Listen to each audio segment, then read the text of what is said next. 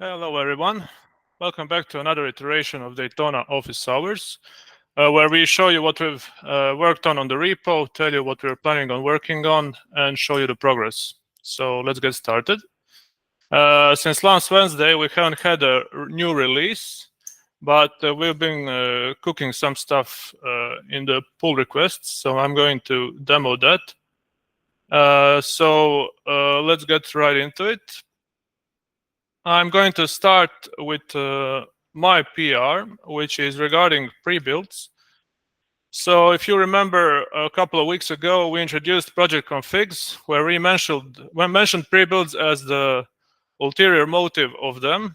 And I'm going to show you how we are planning to use them now to speed up the development process. So quick reminder, project configuration PR was in regarding to creating a sort of a template for a project that you can reuse, where you define your repository, your environment variables, your build configuration, and it is ready to use immediately, and you do not have to input those information again. You have just a nice UI. The project config gets automatically detected when you select the same repo in the future. And as I say here, it is the main idea of this was to introduce pre-builds now.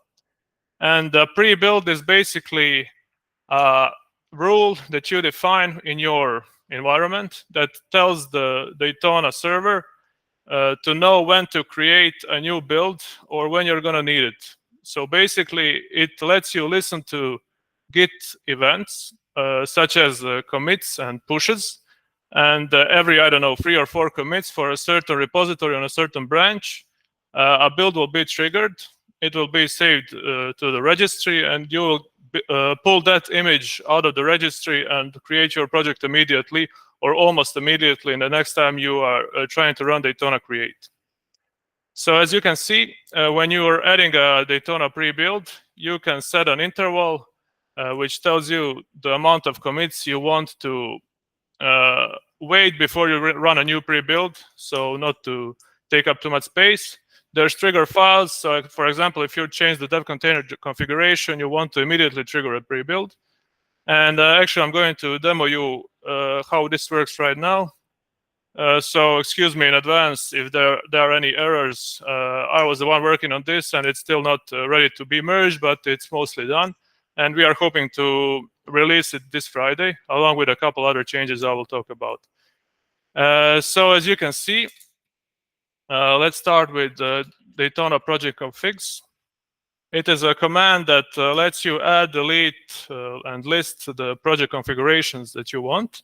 Right now, I have a project configuration for one of my forks. It's a VS Code remote Python fork, and I've set up a pre-build for it. So this is how you would do it.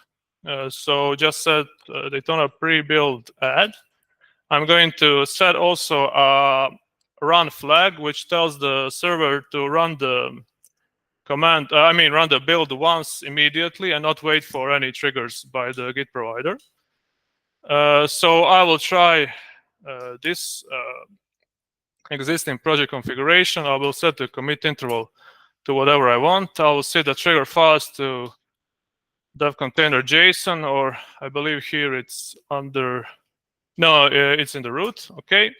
Also, the retention I haven't mentioned earlier, it just tells the server how many builds to keep in memory before deleting the old ones. So for example, if you want to set retention to 3, the 3 latest published builds will be available alive, and the older ones will be removed after some time.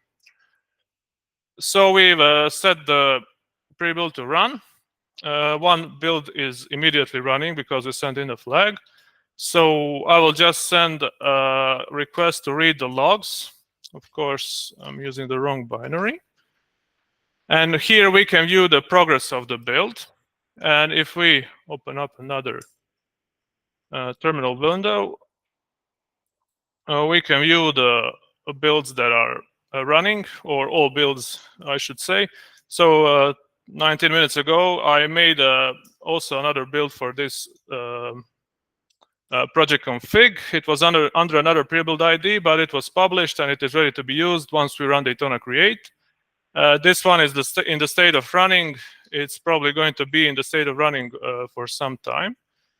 I think I'll just show a couple other commands while we wait. So you can see the Daytona build information for a certain build, let's say this one, where you will see all the configuration properties that were copied over from the project config, as well as the ID that is being used. So this one, as you can see, was created a minute ago. It's still running. There's an image and a user, and this image will be updated once the build has been successful or failed or whatever, once it's been published to the registry. And the idea is that next time we are running this project config, we'll be able to start it up almost immediately and have the workspace ready to go quicker. So this is a quick intro to pre-builds. And also stop me at any point if you have some questions. So I've got a couple of reviews. These should be easy to sort out and hopefully released by Friday. So let's check out some other PRs. I see Toma has created a fix for a dev container JSON detection. Basically, I noticed if the dev container file is immediately in the root of the project or of the repo, it won't get parsed because the software expects it to be under the dev container folder. So this was a quick fix. Another fix is regarding the binary download on some slower connections. So I don't know if you have a 10 megabit connection, your download is going to take some time, but this way it doesn't get interrupted, doesn't get timed out because we switched from using curl to wget. Quick version mismatch fix for CLI and server.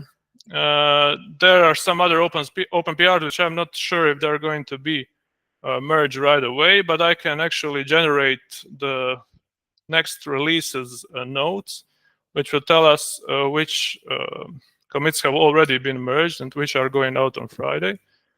So let's say this is 25.2. Generate the release notes, and we can see there were some lint errors that Toma fixed, as well as some docs and fix for the dev container race config race condition for reading a dev container file. So these are all in all pretty minor fixes, but the newer PRs are going to bring in pretty large release, hopefully by Friday, if not then for sure until the next office hours. I'm going to just take a look at the issues so you can see what's also planned. So we've had a couple of bugs reported. Also, if you're using Daytona and encounter any bug, please feel free to open up an issue. This really helps us a lot. There are quite a bit of bounties open as well, I believe.